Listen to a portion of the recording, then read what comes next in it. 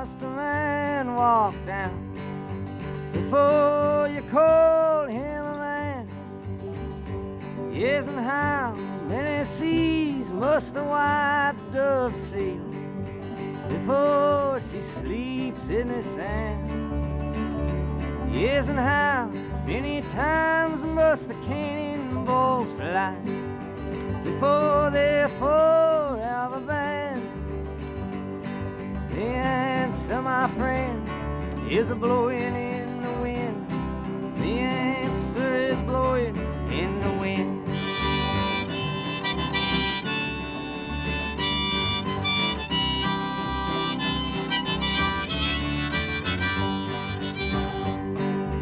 How many years must a mountain exist before it is washed to the sea?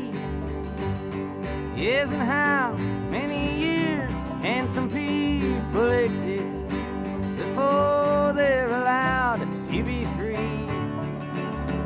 Yes, and how many times must a man turn his head and pretend that he just doesn't see? The answer, my friend, is a blowing in the wind. The answer is blowing in the wind.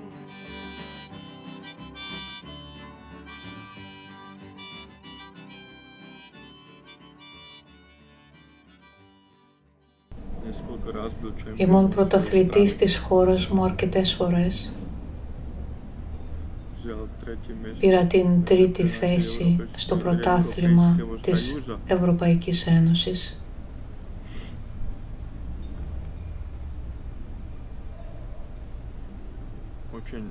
Πολύ αλαζόνας πρωταθλητής, πολύ. Ο πρωταθλητής γεννιέται μέσα μας. Κατά τη γνώμη μου σημαίνει ότι ο Χριστός πρέπει να γεννηθεί μέσα μας. Όταν εδώ γεννηθεί ο Χριστός, τότε δεν θα σας ενοχλήσει το γεγονός όταν θα είστε ο πρωταθλητής της πυγμαχίας. Αλλά εάν δεν γεννηθεί ο Χριστός στην καρδιά μας, είναι πολύ δύσκολο να φανταστεί κανείς και την παραμικρή ακόμη επιτυχία. Δυστυχώς εκείνη την εποχή δεν είχα αυτό το θεμέλιο, την γνωριμία με τον Κύριο Σου Χριστό. Και μετά από όλα αυτά που φαινόντουσαν τόσο υπέροχα, πρωταθλητής, δόξα κτλ, ήρθε για μένα τότε κάτι ξαφνικό. Αλλά οι άνθρωποι που ξέρουν από την πνευματική ζωή δεν θα το θεωρούσαν ως κάτι το ξαφνικό. Και μέσω πολλών οδυνών και θλίψεων ο Θεός μου ευλόγησε να τον συναντήσω.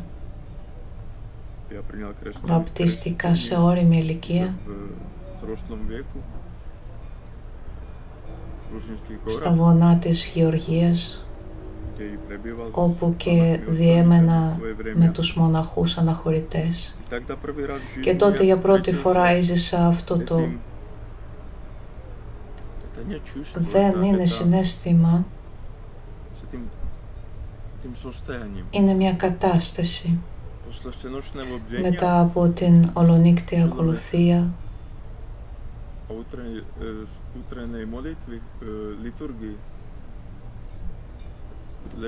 ο άνθρωπος ξαπλώνει κάτω από τον ουρανό, κοιτάει τα αστέρια και επικοινωνεί με τον Κύριο πνευματικά. Και τότε για πρώτη φορά μου ήρθε αυτό: Κύριε, μα δεν θέλω τίποτε άλλο παρά μόνο να είμαι μαζί Σου. Δεν θα γυρίσω πια. Δεν χρειάζομαι τίποτα. Δεν μου χρειάζεται να είμαι ο πρωταθλητής της πυγμαχίας. Δεν μου χρειάζονται τα εκατομμύρια ευρώ ή δολαρίων, σπίτι με πισίνα, 4 αυτοκίνητα. Θέλω να επικοινωνώ μαζί Σου. Αυτό για πρώτη φορά μου είχε συμβεί στην Γεωργία. Δόξα τω Θεώ που έχουμε ακόμα τους γέροντες με τους οποίους σε όλους μας είναι όλα πολύ πιο εύκολα.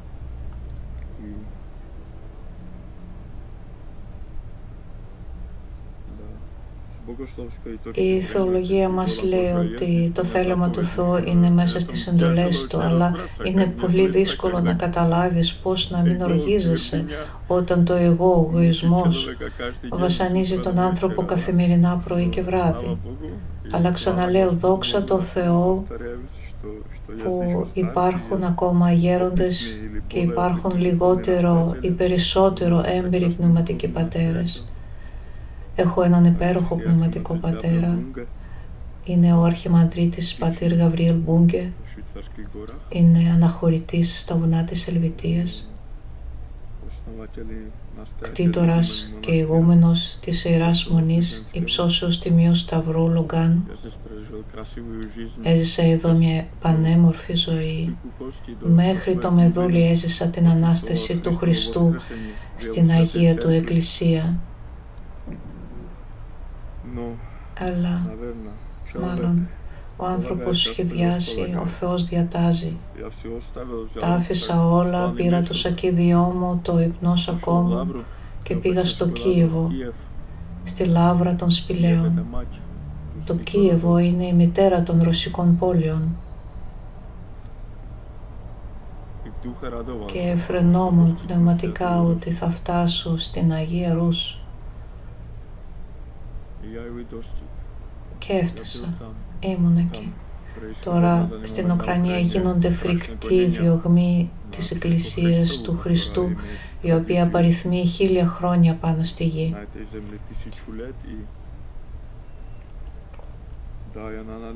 Είμαι δόκιμος της Λαύρας των Σπηλαίων του Κιέβου και ταυτόχρονα είμαι ο αναγνώστης της ενορίας του Αγίου Νικολάου εδώ, στη Βασιλεία της Ελβητίας, της Ρωσικής Εκκλησίας του Εξωτερικού.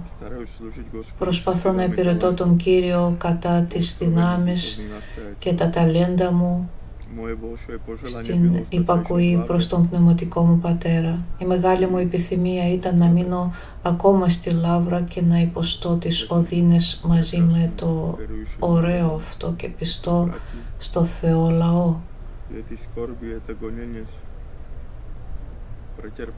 Με την Αγία Αδελφότητα της Λαύρας, να περάσω μαζί τους αυτούς τους διωγμούς και θλίψεις, αλλά ήμουν αναγκασμένος να αναχωρήσω, να φύγω από την Ουκρανία και τώρα δεν μου επιτρέπεται να γυρίσω πίσω. Μάλλον δεν είμαι άξιος ή άλλο είναι το θέλημα του Θεού για μένα.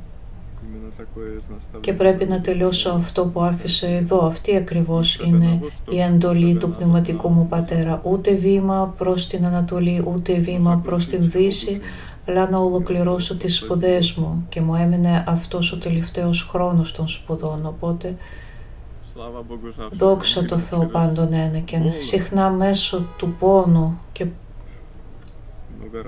πολλές φορές ενάντια και στο δικό σου θέλημα.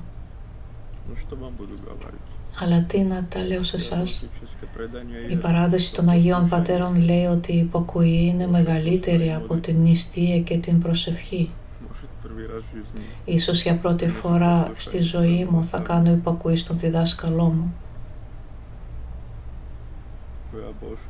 διότι είμαι ένας μεγάλος ανυπότακτος υποτακτικός. Ο ανυπότακτος υποτακτικός Σαμουήλ. Είμαι σίγουρος ότι με τον Χριστό και στον Άδη θα είναι όμορφα και μπορούμε να σωθούμε σε οποιοδήποτε μέρος αυτού του κόσμου. Αλλά η δύναμη αυτή του Πνεύματος στο μοναστήρι, η δύναμη της ενώσεως, της αδελφότητος στο μοναστήρι και όλων των κατοίκων του μοναστηριού, είναι μια τελείως διαφορετική χάρις, την οποία μπορεί να εκτιμήσει, να αισθανθεί μάλλον μόνο εκείνος που ειλικρινά αναζητά και πιστεύει στο Χριστό.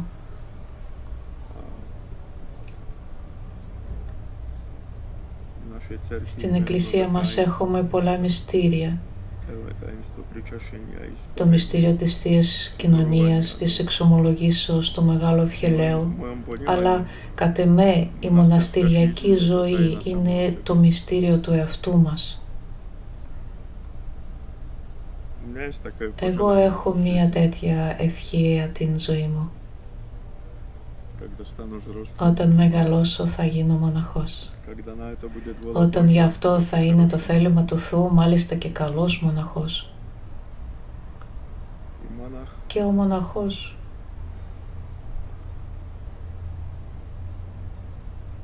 ο μοναχός γεννιέται εδώ. Ο μοναχός γεννιέται μέσα σε κάθε άνθρωπο. Και ύστερα ο Θεός θα δείξει το τι πρέπει να γίνει παρακάτω.